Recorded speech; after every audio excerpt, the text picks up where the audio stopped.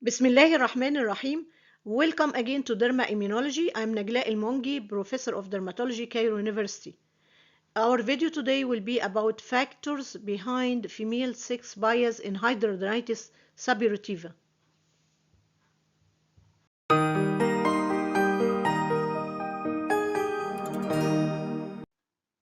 Here is my reference in this video, which is published in Frontiers Immunology, May 2023, and its title is Sex-Biased Immunological Processes Drive Hidradenitis Suppurativa. Hidradenitis suppurativa is a chronic inflammatory skin disease that can manifest with abscesses, sinus tracts, and scarring in the intertriginous areas of the body. Hidradenitis suppurativa causes severe pain, itching, malodors, discharge, and psychological effects, significantly affecting patients' quality of life and work, and its impact on health related to quality of life is comparable to conditions like cerebrovascular stroke, diabetes mellitus, or severe chronic obstructive pulmonary disease. And in the majority of epidemiological studies, hidradenitis suppurativa shows prevalence among females with female-to-male ratio approximately at 3:1. This suggests that factors related to gender may play a role in the development of hidradenitis suppurativa. Individuals affected by hidradenitis suppurativa show significant disruption in cutaneous immune regulation characterized by elevated counts of innate and adaptive immune cells, as well as increased level of pro-inflammatory cytokines, example, those associated with T helper 1 and T helper 17 pathways, like interleukin 17, interleukin 6, interleukin 23, interleukin 1 beta, interleukin 12, interferon gamma, and interleukin 8, and the tumor necrosis factor alpha. Geographic difference is evident in the epidemiological findings related to hidradenitis suppurativa, but the majority of research from North America and Europe show a female-to-male ratio of approximately 3:1.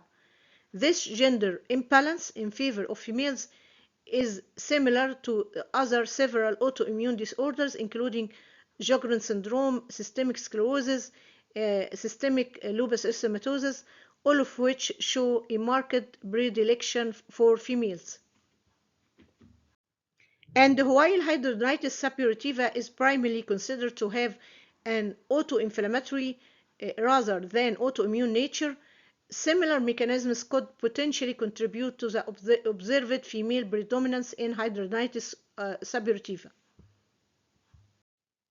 In this video, I'm going to talk about the inherent and external factors in creating immunological distinctions between genders and propose how these factors may be linked to the observed female predominance in hidradenitis suppurativa. First, I'm going to talk about the intrinsic factors. The concept that biological females experience a higher thymic production rate than biological males is gaining wider acceptance, offering a partial explanation for the greater proportion of T cells in the mature female immune system. Also, females tend to have a larger proportion of B cells, while males are recognized for having higher proportions of natural killer cells and monocytes. In general, it can be observed that innate and antigen-specific and humoral immune responses tend to be more strong in females. And this may be related to factors inherent to the female biology. And while antigen specificity hasn't been conclusively associated with hidradenitis suppurativa, it's evident that the innate and humoral immune responses are prominent aspects of the condition. The effect of hormones, X chromosome dosage, and sex-related genes on immunological pathways provides insights into potential factors contributing to the female predominance in hidradenitis suppurativa. So, as regards hormones, Hormonal changes occurring during puberty, the menstrual cycle, pregnancy, and menopause have been linked to the onset of hidradenitis suppurativa and, in some cases, to the exacerbation of hidradenitis suppurativa symptoms in patients. This highlights the potential effect of sex hormones on the skin's immune system, which could play a role in the development of hidradenitis suppurativa.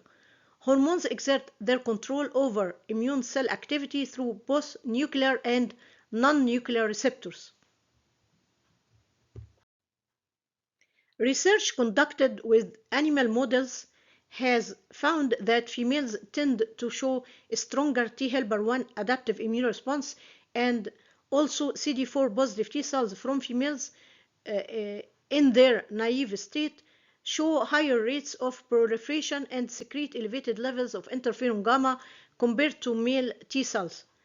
The impact of estrogen on the female immune response is complex and multifactorial, and detailed discussions on this topic can be found in comprehensive reviews elsewhere.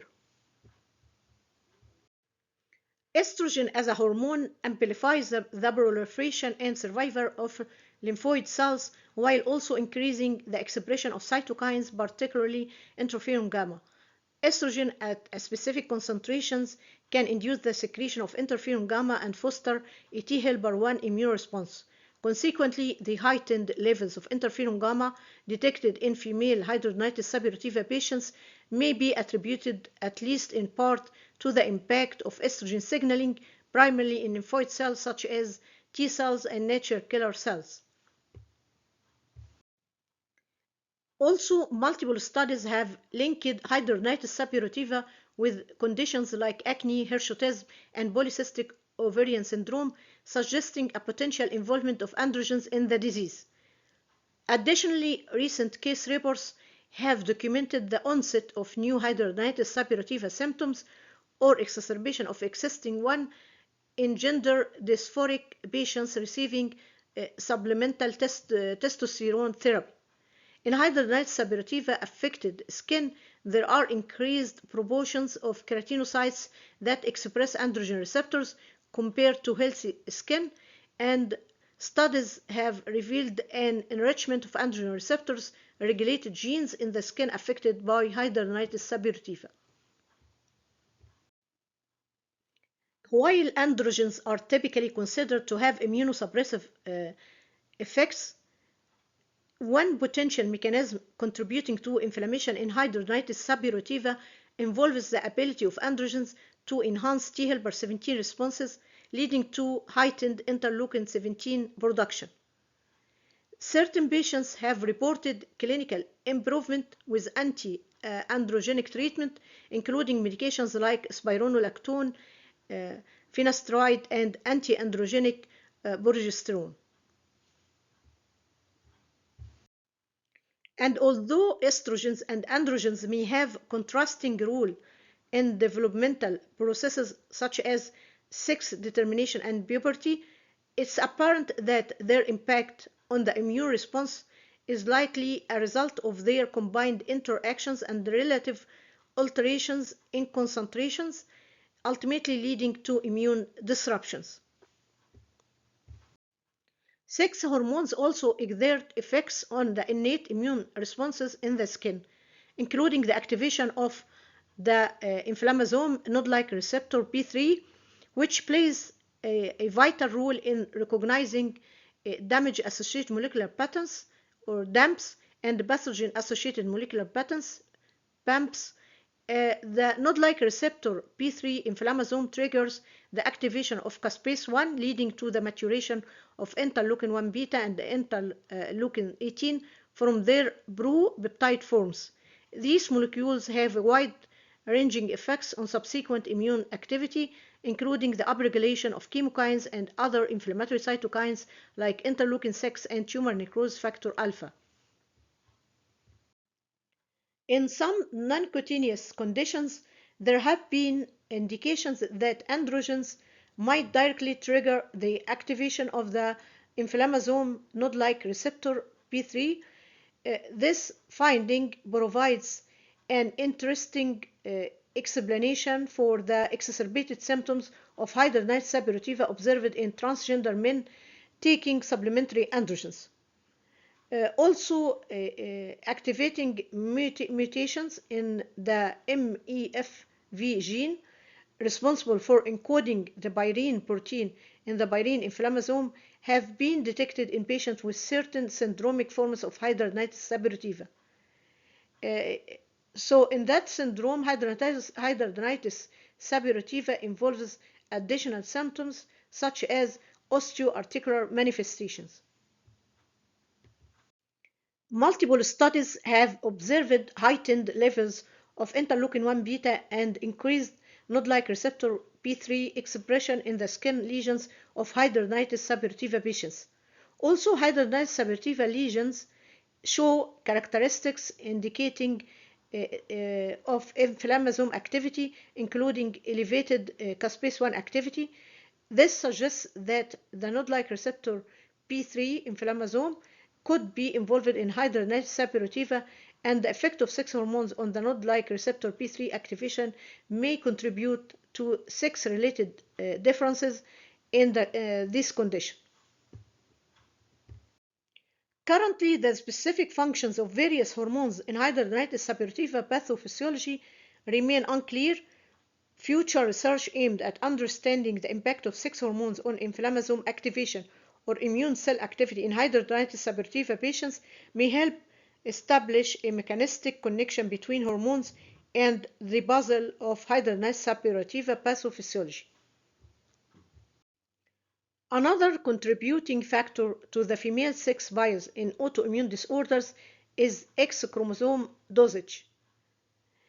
Biological females have two X chromosomes, with one of them undergoing inactivation, which is called X chromosome inactivation, during early development. Patients with multiple X chromosomes face an elevated risk of developing autoimmune disorders like systemic lupus erythematosus and systemic sclerosis. On the other side, these disorders are rare in individuals with syndromes like Turner syndrome, which is characterized by one X chromosome. The X chromosome contains numerous genes related to the immune function, and the X chromosome inactivation is frequently incomplete, with approximately 15% of genes escaping inactivation.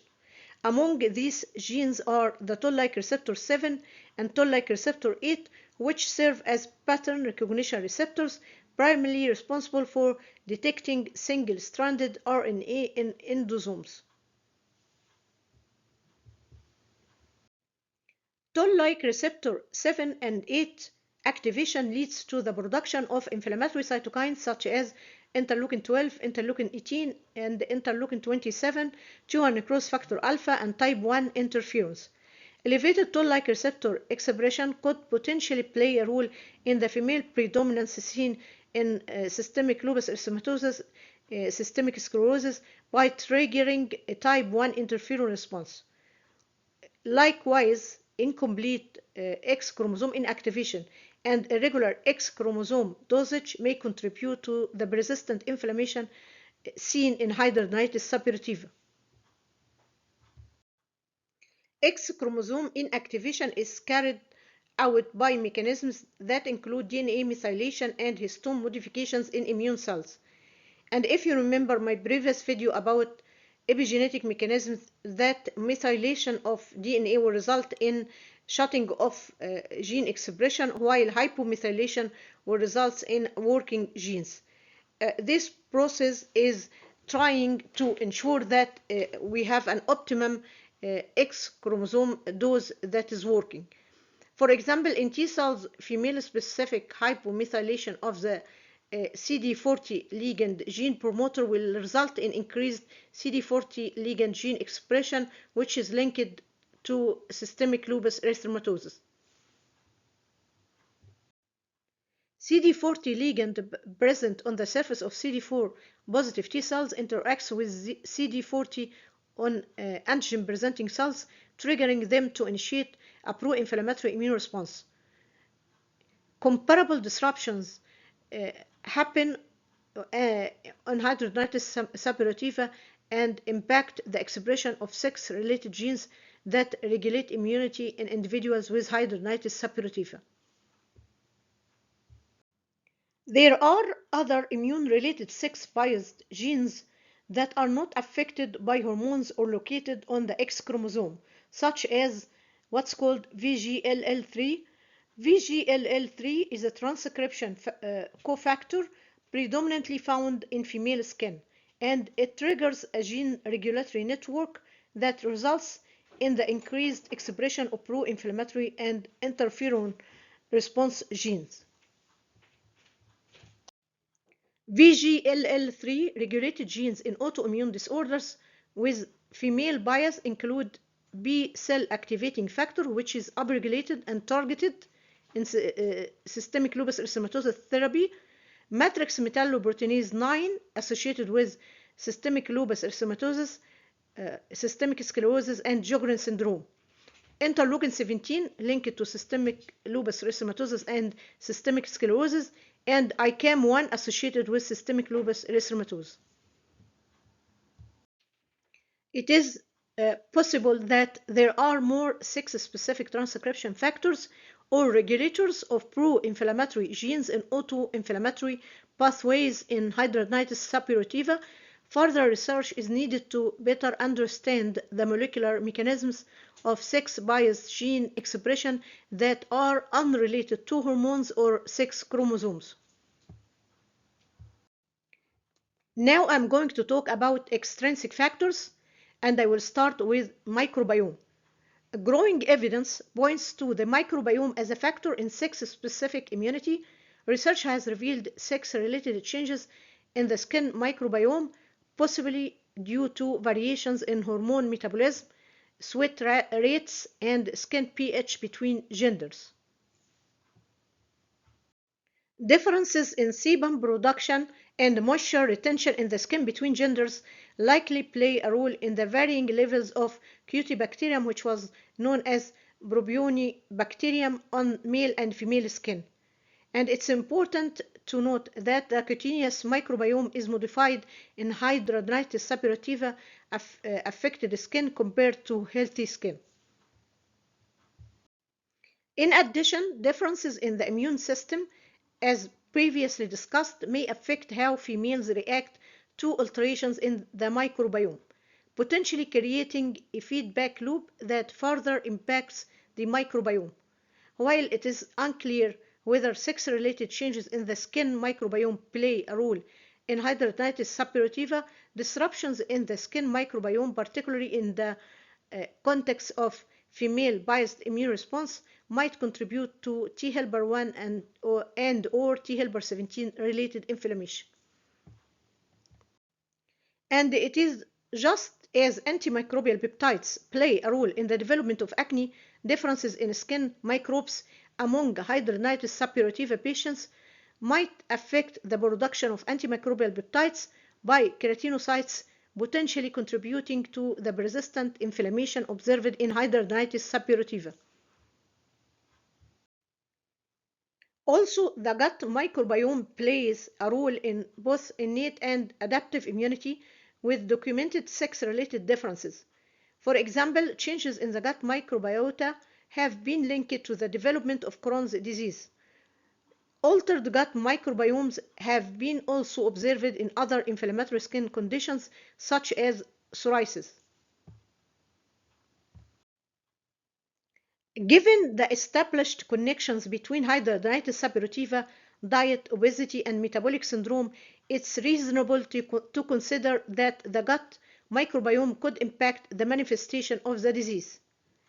And while some small-scale studies have detected differences in the gut microbiome composition between hidradenitis suppurativa patients and controls, larger studies are needed to determine whether sex-related immune factors combined with gut microbiome alterations contribute to hidradenitis suppurativa. The second important extrinsic factor is smoking. While studies in North America and Europe consistently show a significant female sex bias in hidradenitis suppurativa with a ratio of approximately 3 to 1 female to male. Research in Asia has revealed a contrasting male sex bias of around 1 to 2 female to male. This opposite trend likely reflects the impact of environmental factors in conjunction with ancestry-specific genetic characteristics on hidradenitis suppurativa. Smoking is a well-established environmental risk factor for hidradenitis suppurativa. A retrospective study in Korea, which included 438 hidradenitis suppurativa patients, found a higher percentage of male smokers compared to female smokers among hidradenitis suppurativa patients. Smoking in hidradenitis suppurativa patients has been linked to increased levels of leukocytes and neutrophils. Also, various chemicals present in tobacco smoke can affect what's called aryl hydrocarbon signaling. The aryl hydrocarbon receptor is a transcription factor that regulates gene expression. Recent research has uncovered a possible connection between aryl hydrocarbon receptor signaling and chronic inflammatory skin conditions like hidradenitis suppurativa. Additionally, benzopyrene, a compound found in cigarette smoke, can lead to elevated levels of T helper 17 cells and increased interleukin 17 expression, both of which are observed in hidradenitis suppurativa. These alterations in the response to inflammation caused by smoking may have unintended effects on the skin. In addition to the inflammation linked to smoking, chemicals like nicotine, which are structurally similar to endogenous molecules like NAD, could disrupt skin metabolism. As recent research has accused CD38, an enzyme that breaks down NAD into nicotinamide in hidradenitis suppurativa development. Further research on the signaling pathways affected by nicotine's presence or absence may shed light on how smoking directly impacts immune cells in hidradenitis suppurativa patients. As a conclusion, the female sex bias in hidradenitis suppurativa is likely a result of multiple factors, including hormones, genetics, environmental factors, and the microbiome, all work together to govern changes in the immune system. I hope that you have enjoyed this video, and I'm reminding you again to subscribe to the channel and activating the alarming bell, and thank you.